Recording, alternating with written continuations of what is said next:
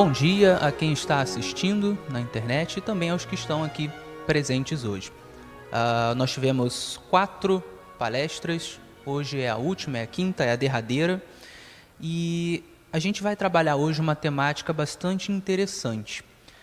Veja bem, a gente aprendeu durante essa semana que a Igreja Adventista do Sétimo Dia ela é favorável ao Sola Scriptura, faz parte da sua doutrina, o Sola Scriptura, que Ellen White era favorável ao Sola Scriptura, defendia o Sola Scriptura de maneira firme,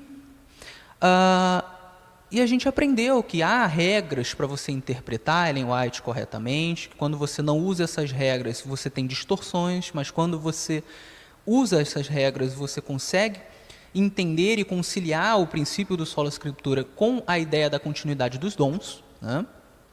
Mas resta uma problemática, que é a seguinte: muito é dito sobre Ellen White, e a depender do grupo, acabamos tendo uma Ellen White diferente para cada um, né? Quais tipos de Ellen White a gente encontra por aí? Se você for fazer uma pesquisa na internet, você vai encontrar a Ellen White legalista, aquela que aparentemente defendia a salvação pelas obras, que defendia a salvação pelo sábado. Você vai encontrar a Ellen White perfeccionista, aquela Ellen White que aparentemente achava que todas as pessoas que tinham a Cristo poderiam ser absolutamente perfeitas e deveriam ser absolutamente perfeitas. Você tem a Ellen White esquizofrênica, né? Você vai encontrar por aí pessoas que dizem que ela tinha problemas mentais porque ela recebeu uma pedrada na cabeça quando era criança, então as coisas que ela falava eram coisas de esquizofrênico, né? Você vai encontrar por aí a Ellen White mentirosa, né? Aquela que falava coisas que não condiziam com a verdade. Você vai encontrar a Ellen White anti-sola scriptura, né?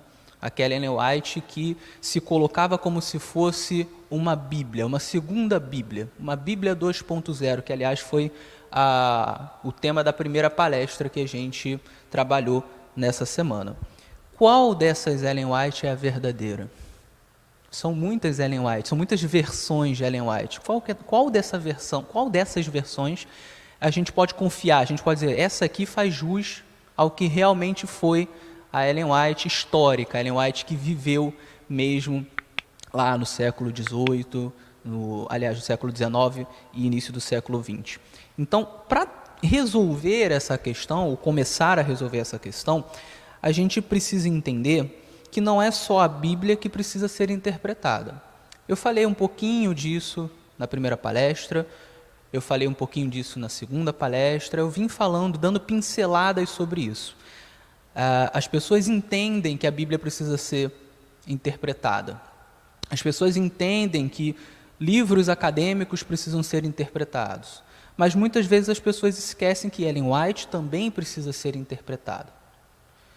Existem regras para interpretar Ellen White. A gente falou um pouquinho sobre isso, né? E eu queria aqui trabalhar algumas dessas regras de uma maneira um pouquinho mais prática. Como assim? Existem alguns textos de Ellen White que são textos difíceis de se entender. Assim como existem textos difíceis de se entender na Bíblia. E esses textos, justamente por serem mais difíceis, mais complicados, eles exigem maior cuidado na interpretação. E eles exigem um maior cuidado no uso das regras de interpretação, ok? Quando você tem um texto simples, mesmo que você, por exemplo, não entenda da língua original em que ele foi escrito, não entenda muitos detalhes, ainda assim você consegue, às vezes, interpretar corretamente. Mas quando você tem um texto difícil, você tem que se utilizar de todas as ferramentas possíveis para que você consiga fazer uma interpretação coerente. Se você não fizer esse uso, a probabilidade de você errar na interpretação desse texto é muito grande. E quando você erra na interpretação de um texto, você acaba distorcendo aquilo que o seu autor queria dizer. E ao distorcer, você acaba distorcendo o próprio autor, né? É por isso que você tem tantas versões diferentes de Ellen White, porque você tem erros de interpretação, erros ao se utilizar as ferramentas de interpretação. Então eu quero trabalhar a parte prática disso aqui, ok? Vamos lá. Algumas regras de interpretação de Ellen White, dos escritos de Ellen White. Eu quero trabalhar primeiramente a questão das visões de Ellen White. Ellen White, ela tinha o dom profético e, portanto, ela tinha visões, sonhos, às vezes, coisas que vinham do Senhor, ou pelo menos ela dizia que vinham do Senhor, né? Eu acredito, mas enfim, nós precisamos avaliar o profeta, é isso que a Bíblia nos ensina a fazer, né? Se alguém diz que teve uma visão do Senhor, nós temos que avaliar através da própria Bíblia. Toda visão de Ellen White, ela deve ser avaliada à luz de pelo menos 4 perguntas. Vamos trabalhar essas perguntas aqui. Primeira pergunta: a informação dada na visão é negada pela Bíblia Sagrada? Essa é a primeira pergunta que a gente tem que fazer. Por quê? Você lembra que na primeira palestra eu fiz uma diferenciação entre doutrina e informação? Pois bem, doutrina são aqueles fatos básicos para a fé cristã. Por exemplo, Deus é onipotente, onisciente, onipresente, a salvação é pela graça mediante a fé, Jesus é o nosso único e suficiente Salvador. Isso é doutrina, né? Doutrina tem muitas vezes a ver também com práticas básicas, né? Ou seja, práticas que ou são impostas, coisas que a gente tem que fazer, por exemplo, honrar pai e mãe, é um mandamento, é uma prática imposta ao crente, ao servo de Deus, ou uma prática que seja proibida, como, por exemplo, nós não podemos matar pessoas, não podemos assassinar pessoas, né? Então, isso também é doutrina.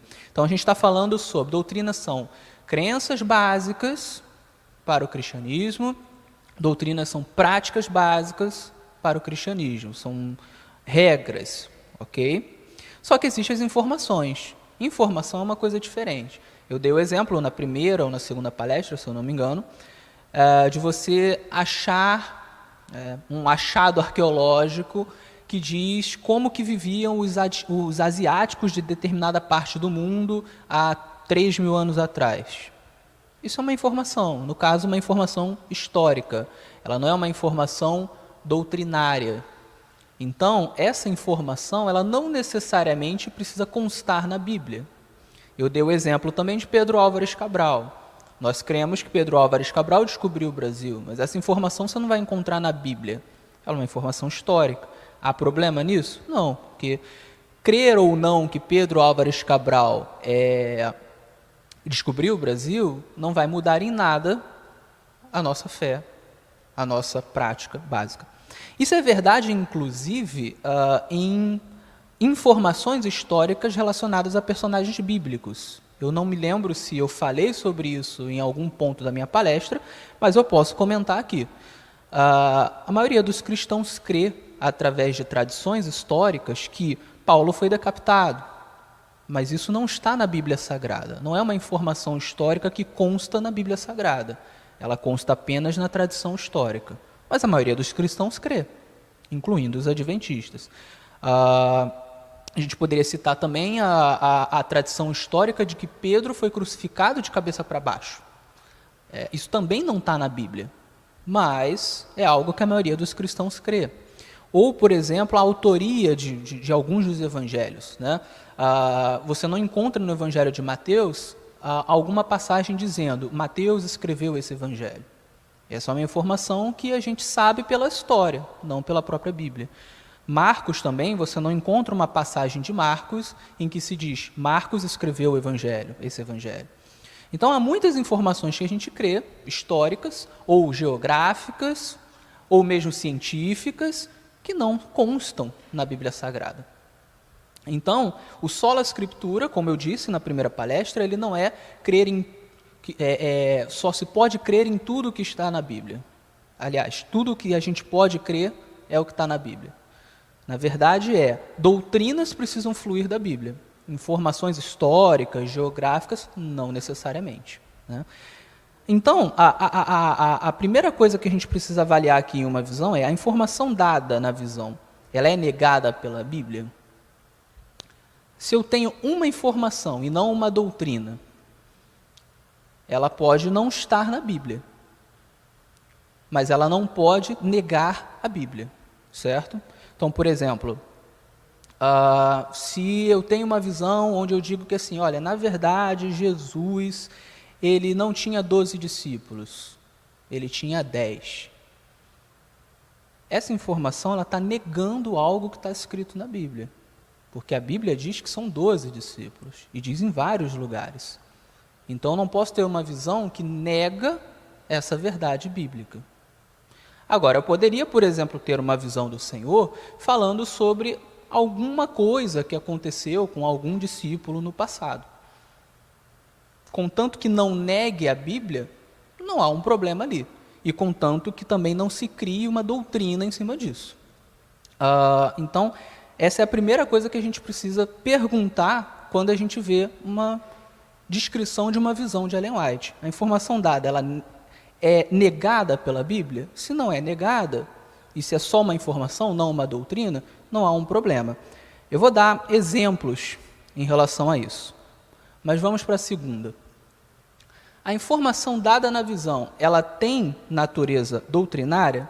Então, já até antecipei isso, né? Isso é algo que a gente precisa perguntar também. Ellen White teve uma visão. Ok, mas essa visão, ela revela uma doutrina nova? Ou é só uma informação histórica, é só uma informação geográfica? Se for uma doutrina nova, entra em choque com sola escritura. A gente viu isso nas outras palestras, porque as doutrinas precisam fluir da Bíblia Sagrada. Então, uma visão ela não pode trazer uma doutrina nova, ou modificar uma doutrina que já existe. Por exemplo, se Ellen White tivesse dito assim, olha, eu vi que agora a salvação não é mais pela graça, é pelas obras. Mudou.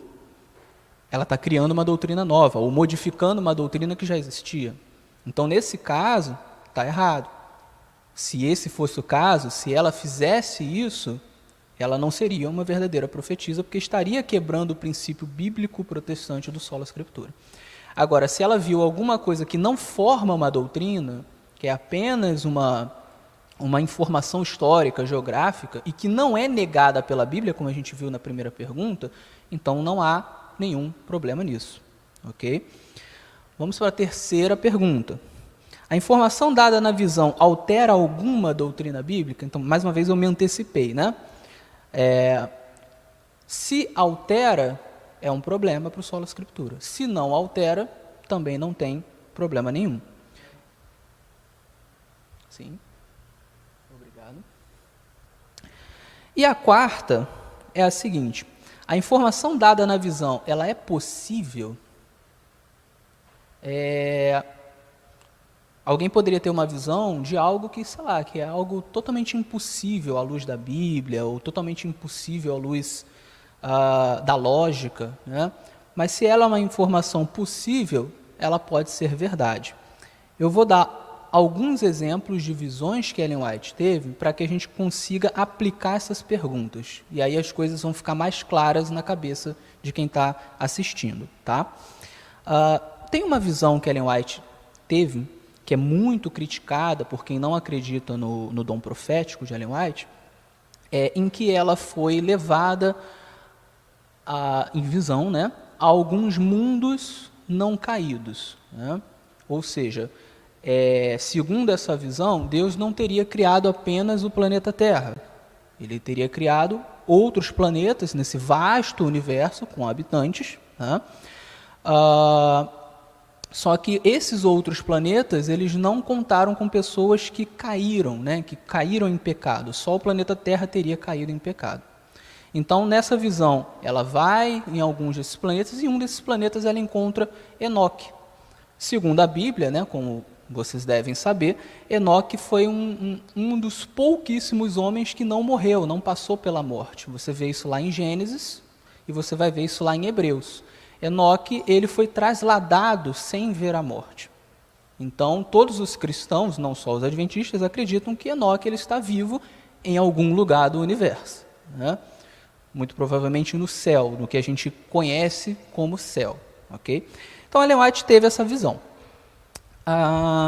Muitas pessoas dizem assim, poxa, mas onde é que está isso na Bíblia? Essa visão não está na Bíblia. A Bíblia não fala nada que Deus criou outros planetas. A Bíblia não fala nada que tiveram pessoas que não caíram em outros planetas. A Bíblia não fala nada sobre isso. Né?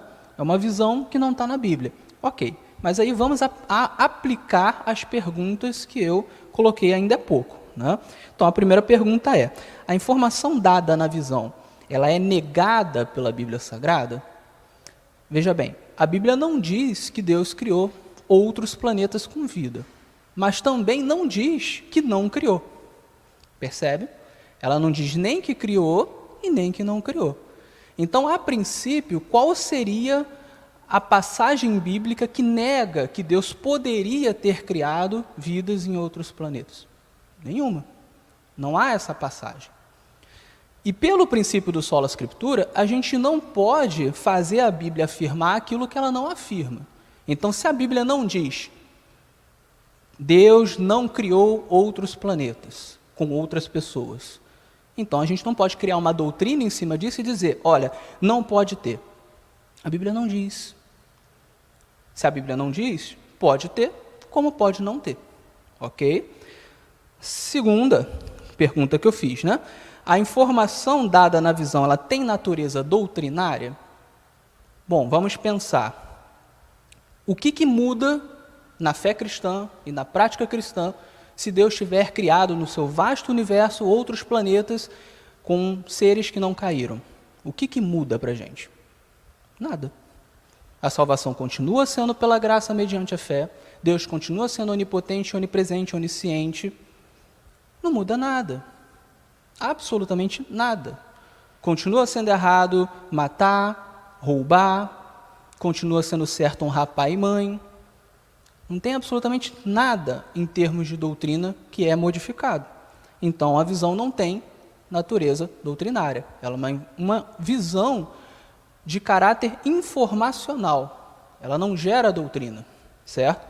Na terceira pergunta, né, a informação dada na visão altera alguma doutrina bíblica? Mais uma vez, não. Por exemplo, a salvação deixa de ser pela graça mediante a fé por conta disso, dessa visão que ela teve? Por conta da possibilidade de que tenham mundos com seres que não caíram? Não, não deixa. Não há nada que se mude. Por exemplo, a salvação deixa de ser em Jesus, por meio de Jesus, por causa da possibilidade de que tenham planetas com pessoas que não caíram? Não deixa de ser em Jesus. Então não há nada em termos de doutrina que é alterado por conta dessa visão. E, finalmente, a informação dada, ela é possível? Sim, por que não? Se Deus é todo-poderoso, por que Ele não poderia ter criado planetas com pessoas que não caíram? Né? Aliás, por que Ele não poderia ter criado outros planetas habitados? E por que essas pessoas nesses planetas, elas não poderiam ter escolhido não cair? Percebe? É possível, é absolutamente possível. Então, veja bem, quando você faz essas perguntas em relação às visões, né, você percebe que não há aqui um choque com o sola scriptura. Por quê? Não se está fazendo uma nova doutrina, não se está alterando doutrinas já existentes, é apenas uma informação, é uma informação possível, ela simplesmente não está na Bíblia. Mas, como eu disse agora há pouco, existem muitas informações que não estão na Bíblia. Percebe? Aí, claro, alguém pode dizer assim, beleza, Davi, mas eu não consigo acreditar nisso. Tudo bem. Aí já é uma questão de fé. Ok? Você pode crer, você pode não crer. Mas a questão é, você não pode dizer que quebra o sola scriptura, porque aqui não tem doutrina. Aqui é uma mera informação. Você crê ou você não crê. Uma coisa interessante é que, biblicamente falando, existe sim a possibilidade de que essa visão ela seja verdadeira.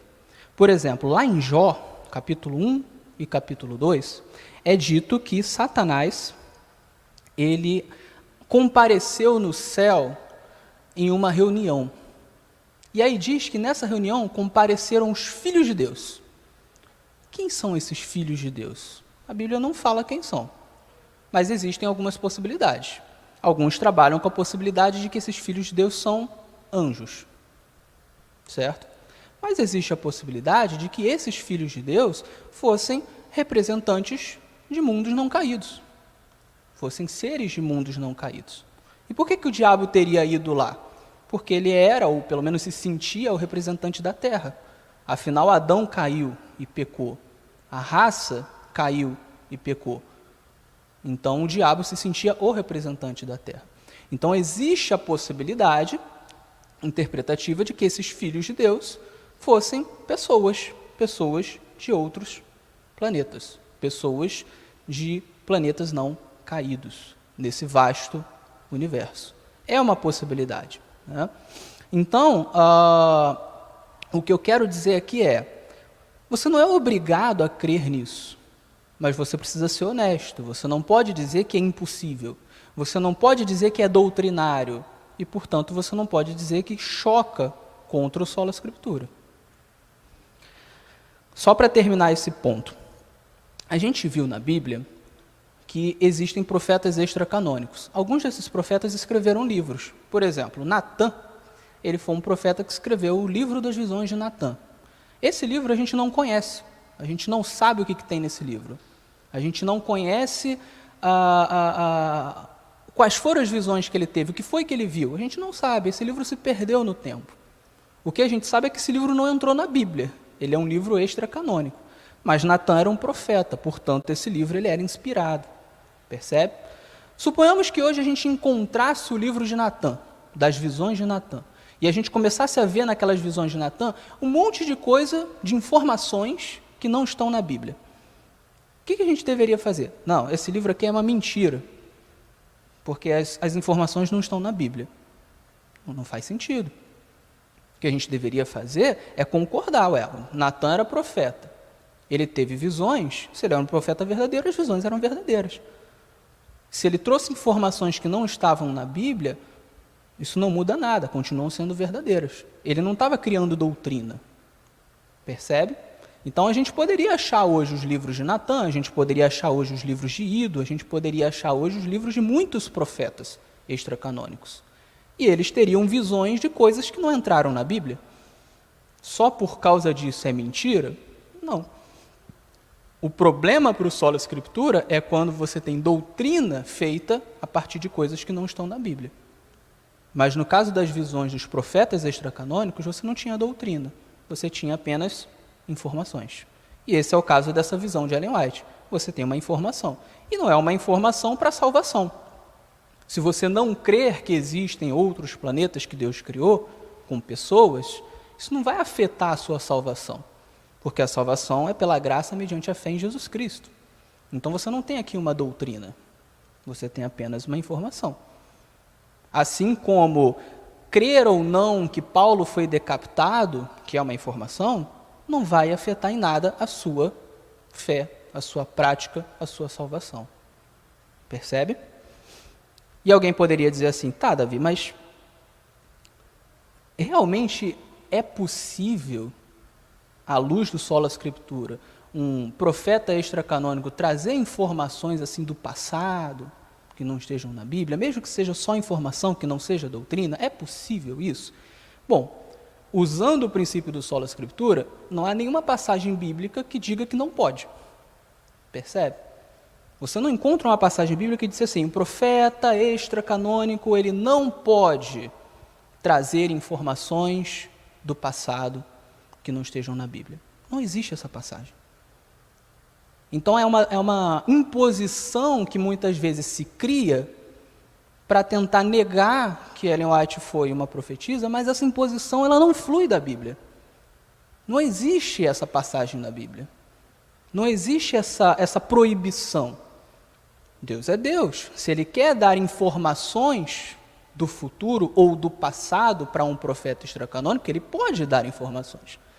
O que Ele não vai fazer é dar doutrina, porque a única regra de fé, prática e doutrina é a Bíblia Sagrada.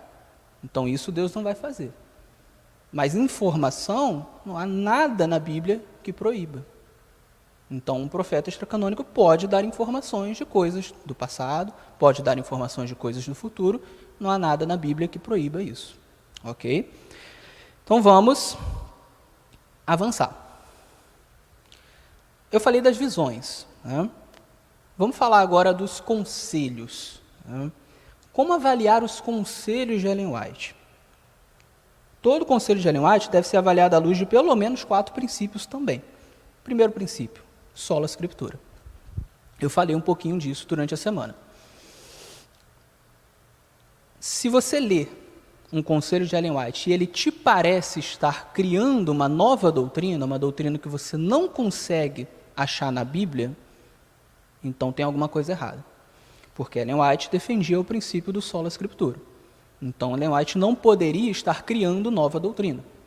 Logo, se você lê um conselho e, poxa, eu acho que ela está criando uma nova doutrina aqui, então sua interpretação está errada. Você precisa interpretar Ellen White com base no sola scriptura. Quando é que isso acontece? Quando, por exemplo, Ellen White fala sobre alguma coisa contextual e a gente interpreta de uma maneira atemporal.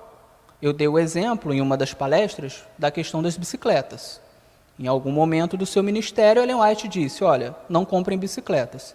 Quando alguém lê isso sem levar em conta o sola scriptura, acaba lendo como se fosse uma regra temporal, portanto uma doutrina. Olha, é pecado comprar bicicleta. Em qualquer lugar, em qualquer tempo. Isso é uma doutrina. Então, quando a pessoa lê sem a base do sola scriptura, ela acaba enxergando Ellen White como criadora de doutrinas, doutrinas que não se encontram na Bíblia. Aí é problemático. Só que Ellen White defendia o sola scriptura. Então, isso não pode ser uma doutrina. Aí você tem que avaliar o contexto para ver o que ela está querendo dizer. E quando você avalia o contexto, tanto histórico quanto temático, você percebe que, de fato, era contextual. Ela disse que não era para comprar bicicletas, porque as pessoas que estavam comprando bicicletas, primeiro, a bicicleta era muito cara naquela época, tinha o valor da metade de um carro, né? Segundo, as pessoas a quem ela endereçou essa carta estavam comprando bicicletas por motivos fúteis. Eles queriam comprar bicicletas porque eles queriam esbanjar, porque eles queriam dizer que tinham, porque eles queriam disputar com os outros. Esse era o problema. Então, um problema contextual. Os princípios são bíblicos, né? Moderação, boa administração, mas a aplicação, ela é contextual. Hoje, bicicleta não é mais tão caro. Hoje, muita gente compra bicicleta com os melhores motivos. Então, a aplicação não serve para hoje, mas serviria para outras situações. Há pessoas que compram um computador, um iPhone, por motivos fúteis. Gastam um grande dinheiro em algo que elas não precisam com um motivo ruim. Percebe? Então, a gente precisa sempre avaliar nos conselhos de Ellen White o que é que está por trás do conselho. Qual é o princípio bíblico por trás do conselho? E aqui eu volto a dizer, qual era a missão principal de Ellen White? A missão principal era levar as pessoas de volta à Bíblia. Então, se Ellen White fala alguma coisa, a nossa obrigação é procurar qual é o princípio bíblico por trás e voltar para a Bíblia. E aí a gente respeita o sola scriptura, que era defendido por Ellen White. Não se esqueça disso. Se você crê em Ellen White, você precisa levar a sério o princípio do sola scriptura, porque ela levava a sério. Se você crê nela, se você crê que ela é inspirada, então ela foi inspirada a dizer que a Bíblia é a única regra de fé, prática e doutrina. Portanto, doutrinas não podem ser criadas a partir de Ellen White. Você lê Ellen White e vai para a Bíblia para ver qual é a doutrina bíblica. Ok? Segundo, análise dos contextos, né? Eu costumo dizer que existem pelo menos aí uns 7 contextos para a gente analisar quando a gente estuda a Bíblia, ou quando a gente estuda Ellen White, ou qualquer outra coisa. Contexto temático, que é aquele contexto textual mesmo, né? Você vai ler o que veio antes, você vai ler o que veio depois, de repente o capítulo anterior, o capítulo posterior, o parágrafo anterior, o parágrafo posterior, você vai ler o todo. Isso é o contexto temático, né? E o contexto temático ele pode ser estendido para toda a obra da pessoa. Então, se a pessoa escreveu vários livros, leia o que ela escreveu nesses vários livros, para você ter uma ideia melhor do que a pessoa defende. Isso é o contexto temático. É o mais conhecido e se as pessoas estudassem isso aqui melhor, eu acredito que pelo menos 50% dos problemas seriam resolvidos. Porque é muito fácil você isolar uma frase ou um parágrafo e fazer com que esse parágrafo ou frase isolada signifique algo que na verdade não significa. Tem um contexto histórico. É você avaliar o que estava acontecendo na época, é você avaliar a cultura, é você avaliar a quem estava sendo endereçado aquele escrito e etc. Contexto histórico. Tem o contexto estilístico. Né? A pessoa estava escrevendo o quê? Uma poesia? Uma reflexão? Ou uma exegese? Qual era o estilo? Porque dependendo do estilo, a gente interpreta de uma maneira diferente. Você não vai interpretar, por exemplo, Apocalipse, para usar o exemplo bíblico, o Apocalipse da mesma maneira que você interpreta os evangelhos, da mesma maneira que você interpreta Salmos. São estilos diferentes. O contexto idiomático. A pessoa originalmente escreveu em qual língua? Foi no hebraico? Foi no grego? Foi no inglês? É bom você ir no original, porque às vezes a tradução não está tão boa. Porque às vezes existiam expressões naquela língua que não existem hoje, que significam outra coisa. Então precisa avaliar isso também. Tem o contexto, eu não citei aqui, mas tem o contexto teológico, né? Para o conjunto de doutrinas e entendimentos e cosmovisões teológicas que a pessoa que escreveu tinha. Por exemplo, quando você vai ler os escritos de Paulo, você tem que lembrar que Paulo era judeu e não um pagão. Você não pode entender os escritos de Paulo como se ele fosse um pagão. O contexto teológico faz a diferença. Da mesma forma, Ellen White, você não pode interpretá-la como se ela não defendesse o sola scriptura, porque fazia parte da teologia dela defender o sola scriptura. Logo, se você encontra uma contradição com o sola scriptura, você tem que reavaliar a sua interpretação. Talvez você esteja errado. Percebe? Existe também o contexto moral, o contexto lógico e por aí vai. Então, a análise dos contextos é fundamental. Viu um conselho? Analise os contextos. Senão você pode analisar de uma maneira errada. Terceiro ponto, inspiração conceitual. A gente falou sobre isso na terceira palestra. A Igreja Adventista do Sétimo Dia não crê na inspiração verbal, que Deus fez um ditado, palavra por palavra. A Igreja Adventista do Sétimo Dia, ela crê que na maioria das vezes, na grande maioria das vezes, Deus inspira de uma maneira conceitual. Ou seja, ele põe na mente do profeta, nós não sabemos como, mas misteriosamente ele sopra na mente do profeta a ideia inspirada, a mensagem que ele quer que seja passada. Mas o profeta vai escrever com as suas próprias palavras, ou seja, o profeta vai usar o seu vocabulário, a sua experiência, o seu conjunto de conhecimentos, as suas expressões. Óbvio que Deus vai estar ali fiscalizando para que a mensagem ela não seja corrompida. Mas ele vai usar o seu estilo, ele vai usar a sua humanidade ali. E é óbvio que se é assim, você vai ter, por exemplo, lapsos de memória em coisas secundárias. A gente conversou um pouquinho sobre isso. Né? Você encontra isso na Bíblia, por exemplo. Pedro traiu Jesus, depois do galo cantar uma vez ou duas vezes. Tem diferenças. Um evangelista fala uma coisa, outro evangelista fala outra. Isso quebra a inspiração? Não. Porque a inspiração está ali na mensagem principal.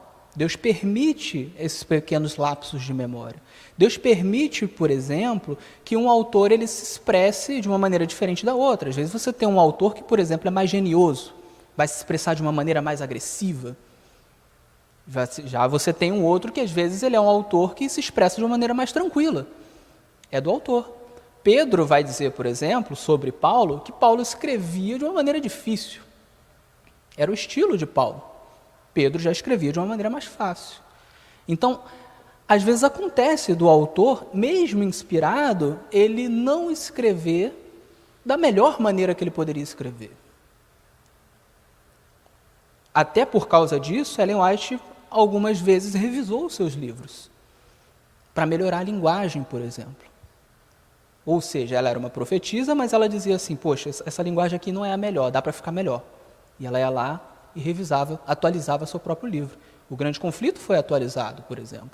Patriarcas e Profetas foi atualizado, sob a fiscalização dela, porque ela sabia que podia melhorar a linguagem, que podia melhorar as analogias, que podia melhorar o modo como ela se expressava.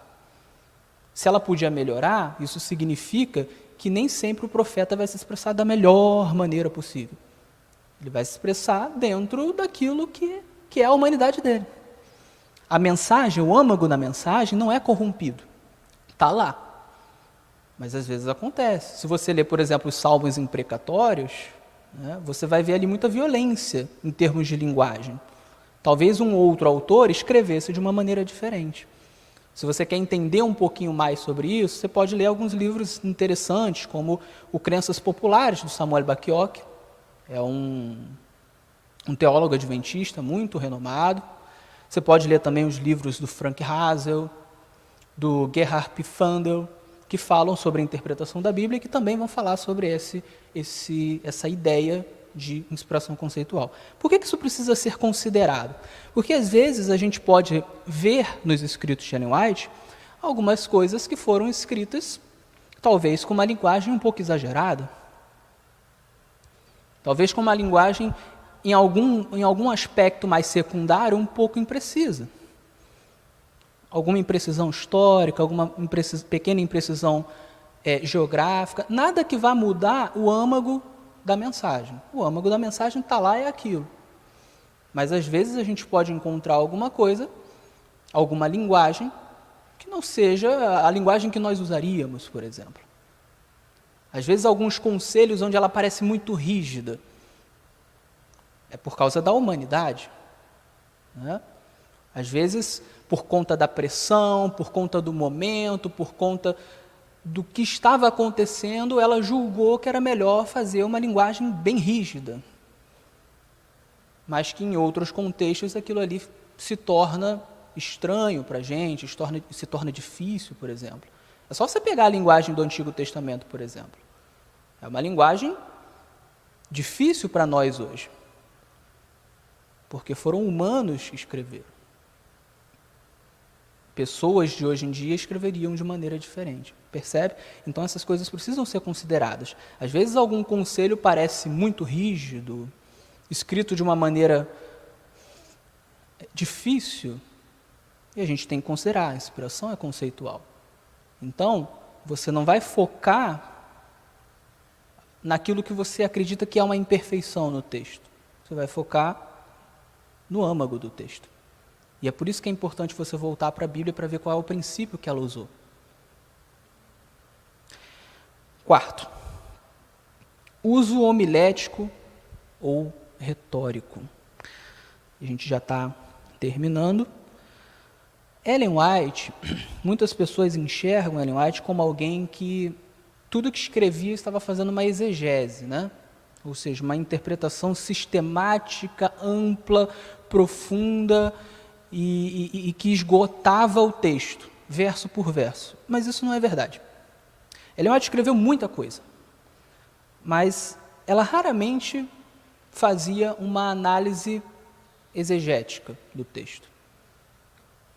E o texto bíblico, como a própria Ellen White diz, é um texto que é um conjunto de tesouros inestimável e inesgotável.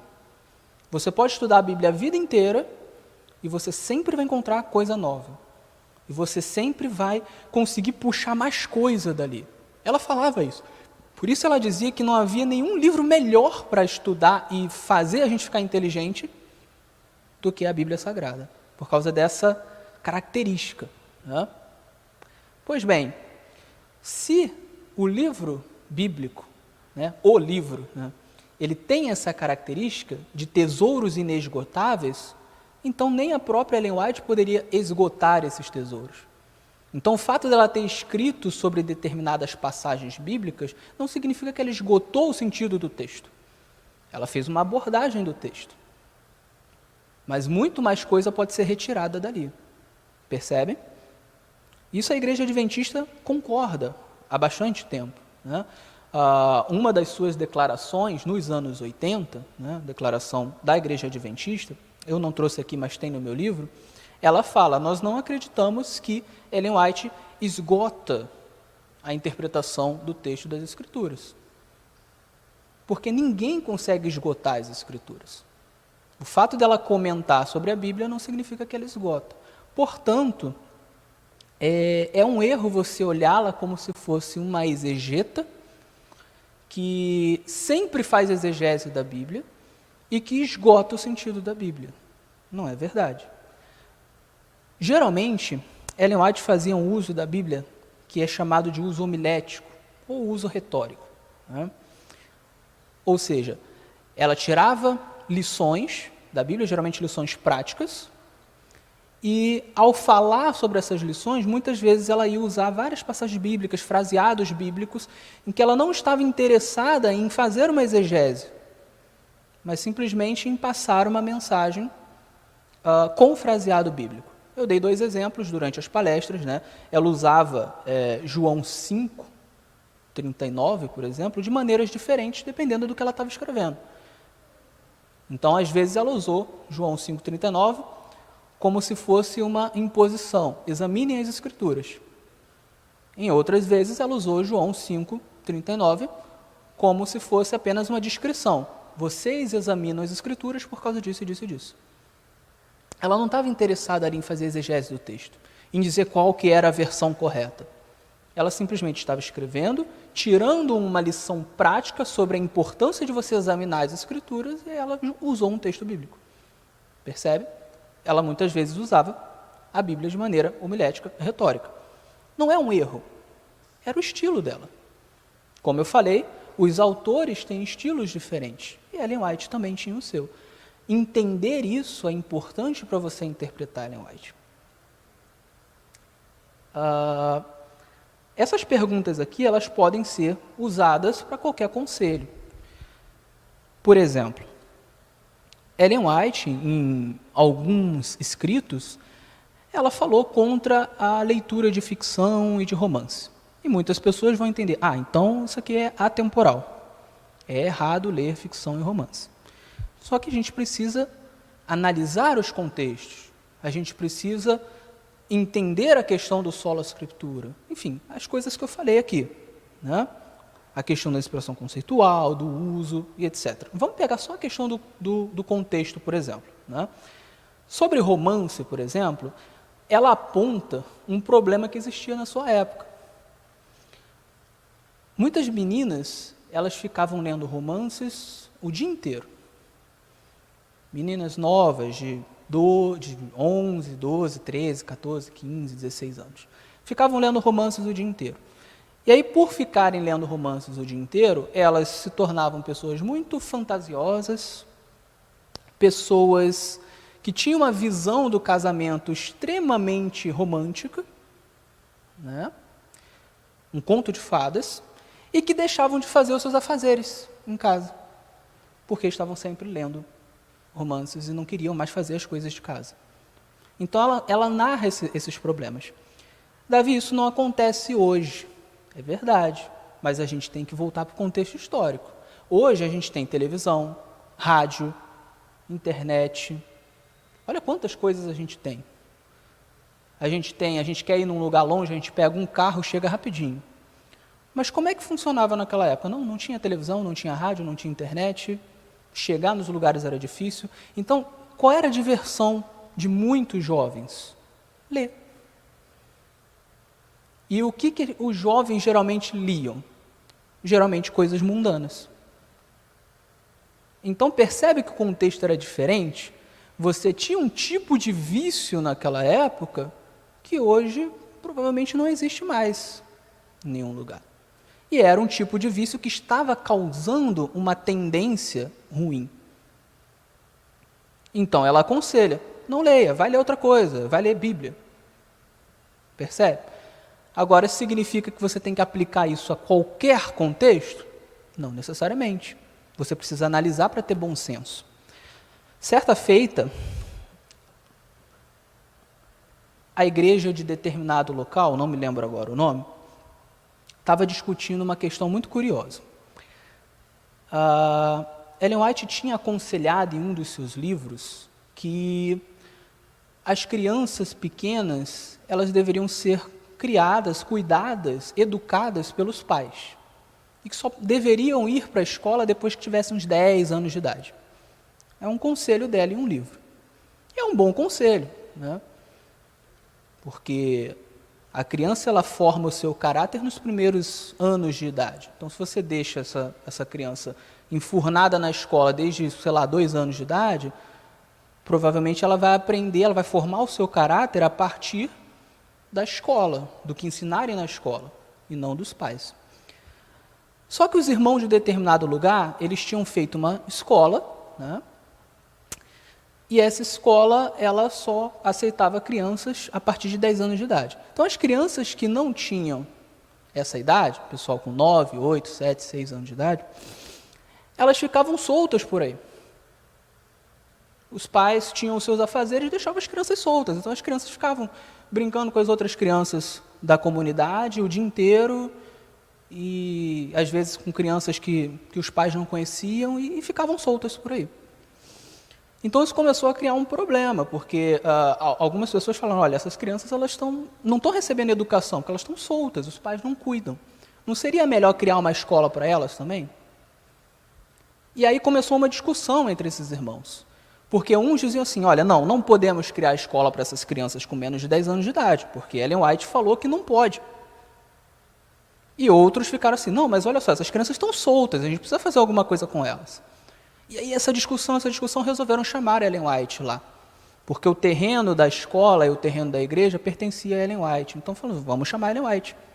O que será que ela vai dizer sobre isso? E quando ela chegou lá e ouviu qual era a questão, ela disse assim, pessoal, é isso? Vocês precisam ter bom senso.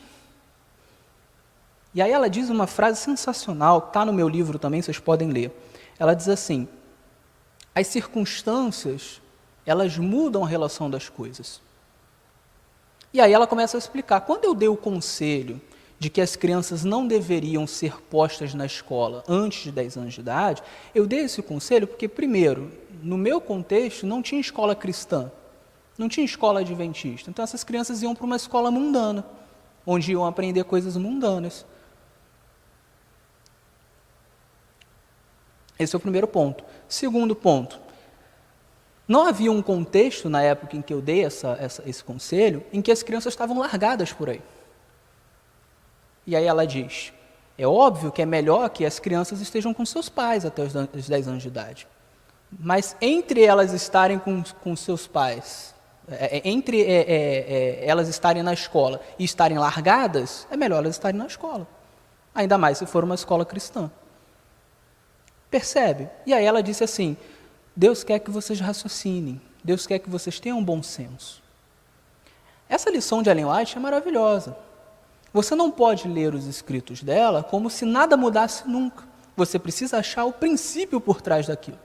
E era o que Ellen White estava fazendo. Qual é o ideal? O ideal é que a criança esteja com os pais até os 10 anos de idade. Mas dá para acontecer isso nesse momento? Não, não dá. Os pais estão deixando largados.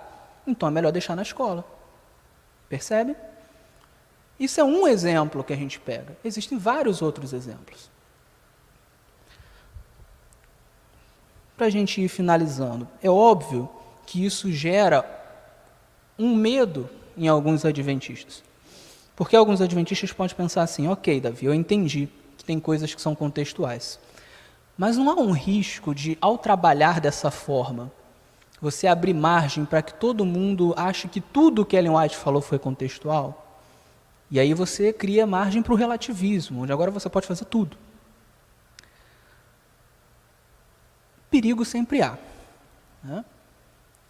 Uma pessoa que lê a Bíblia pode usar a Bíblia para matar outra pessoa, mesmo a Bíblia indo contra isso. Mas o que a gente precisa ter em mente é o seguinte,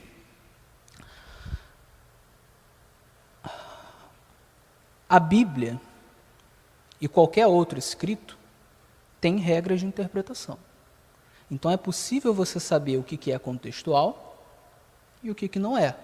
Você vai usar a razão para isso. Por exemplo, na Bíblia, Jesus fala que o amor a Deus e o amor ao próximo são a base de toda a lei. É um exemplo que eu estou dando. Então, se o amor a Deus e o amor ao próximo é a base de toda a lei, então a gente sabe que qualquer coisa que infrinja o amor a Deus e o amor ao próximo, já é um problema que não é contextual. Porque o princípio do amor é um princípio universal. Então, por exemplo, matar uma pessoa, eu vou assassinar o fulano. Isso não é uma regra, não posso matar, não é uma regra contextual. Porque tanto hoje como há 3.000 anos atrás, matar uma pessoa é contra o amor ao próximo, que é um princípio, é imutável. Percebe? Existem outras formas de você também perceber o que é imutável. Por exemplo, nós guardamos o sábado, por quê? Porque o sábado ele foi criado antes de haver Israel, antes de haver pecado, muito antes de tudo. Ele foi criado para o mundo paradisíaco. Portanto, ele não tem nada a ver, por exemplo, com o sistema levítico, que foi criado com a função principal de prefigurar Jesus. O sábado não. O sábado tem algo a mais e, portanto, algo atemporal. Então, há regras de interpretação claras para você definir aquilo que é princípio e aquilo que é contextual. Eu gostaria de terminar dizendo o seguinte: a Ellen White, ela foi uma profetisa, não uma analista social. Paulo, Pedro, foram profetas, não analistas sociais. A gente não deve esperar do profeta que ele faça uma análise ampla de determinadas questões que estão fora do seu alcance cultural. Por exemplo, Paulo ele viu um problema na igreja de Corinto, relacionado à ordem no culto, e ele disse, olha, a mulher não fale na igreja. A gente entende hoje que isso era cultural, isso não se aplica hoje. Mas por que Paulo deu esse conselho? Porque ele estava apagando um incêndio.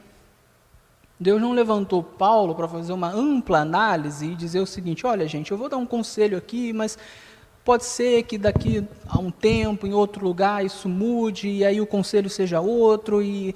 Não chamou para fazer essa análise. Ele chamou Paulo para apagar um incêndio. Havia um problema específico, e Paulo apagou esse incêndio. A mesma coisa em relação à mulher usar véu, a mesma coisa em relação ao que Pedro e Paulo falaram sobre servos e senhores. Eram problemas contextuais, problemas da época, e eles foram chamados para dar aquela solução. Com o tempo, a gente vai observando as mudanças das coisas, a mudança das circunstâncias, e aí a gente consegue perceber, aquilo ali era contextual. Porque há um princípio por trás, mas o tempo muda as circunstâncias. A mesma coisa em relação a Ellen White. Muitas das discussões, elas não levam em conta que Ellen White foi uma profetisa, não uma analista social. Há coisas que eram problemas que ela apagou no tempo dela. Isso não a reduz de forma alguma. Como eu disse outro dia, quando a gente estuda o passado, a gente consegue se precaver de erros do futuro. Porque as coisas, embora elas mudem, muitas vezes elas possuem os mesmos princípios. Salomão já dizia isso. Nada é novo debaixo do sol. As coisas mudam de forma, mas às vezes elas mantêm características semelhantes. Eu falei da questão da bicicleta. As pessoas que queriam comprar bicicleta naquela época que saiu, estavam com motivações erradas. Hoje você não vê esse contexto, mas você vê esse contexto com celulares, computadores, videogames. Percebe? As circunstâncias mudaram, mas existe ainda uma essência. Quando você valoriza o que Ellen White escreveu no passado, ainda que as aplicações muitas vezes, em muitas circunstâncias, fossem contextuais, você consegue tirar lições para a sua vida hoje. A mesma coisa em relação a tudo que se produz na história. A gente olha os erros do passado para poder não fazer de novo hoje. E a mesma coisa, principalmente em relação à Bíblia Sagrada, que é a nossa regra de fé, prática e doutrina. Tem muita coisa na Bíblia Sagrada que a aplicação não é mais igual hoje, mas há um princípio. E a gente deve se esforçar para se manter firme nesses princípios. Para finalizar, eu gostaria de ler um texto de Ellen White, em que ela vai falar justamente sobre a Bíblia Sagrada. O título dessa palestra é Bíblia ou Ellen White. E a conclusão que a gente pode chegar aqui é o seguinte: não existe uma oposição entre as duas coisas. O que existe é uma diferença de funções. A Bíblia tem a função de ser a única regra de fé e prática, a única regra de doutrina. E, portanto, aquilo que julga tudo mais. A Bíblia, ela tem a capacidade de ser uma intérprete de si mesma. E nisso ela é suficiente. Ellen White teve outra função. Ela teve a função de exortar, ela teve a função de ensinar, ela teve a função de apontar erros, ela teve a função de fazer profecias importantes para a nossa preparação, assim como Ágabo fez na Bíblia, um profeta extracanônico, assim como Ulda fez na Bíblia, um profeta extracanônico, mas principalmente ela teve a função de nos fazer voltar para a Bíblia. Ela teve a função de nos fazer ler mais a Bíblia, estudar mais a Bíblia e aplicar a Bíblia na nossa vida. E eu termino com o que ela fala sobre o que Deus espera do crente nos últimos tempos. Ela diz o seguinte: as multidões rejeitam a verdade das Escrituras, por ser ela contrária aos desejos do coração pecaminoso e amante do mundo, e Satanás lhes proporciona os enganos que amam. Mas Deus terá sobre a terra um povo que mantenha a Bíblia e a Bíblia só, como norma de todas as doutrinas e base de todas as reformas. E mais um pouquinho adiante ela vai dizer o seguinte: Satanás se esforça constantemente por atrair a atenção para o homem, em lugar de Deus. Induz o povo a olhar para os bispos, pastores, professores de teologia, com seus guias, em vez de examinarem as Escrituras, a fim de, por si mesmos, aprenderem seu dever. Ellen White, o que ela mais desejava é que a gente tomasse a Bíblia como a nossa regra de vida. Então, a lição que eu deixo para vocês e para mim é: tomem a Bíblia como regra de Bíblia. E assim vocês estarão não só cumprindo o princípio do sola scriptura, mas cumprindo aquilo que foi o maior desejo de Ellen White para todos nós. Amém.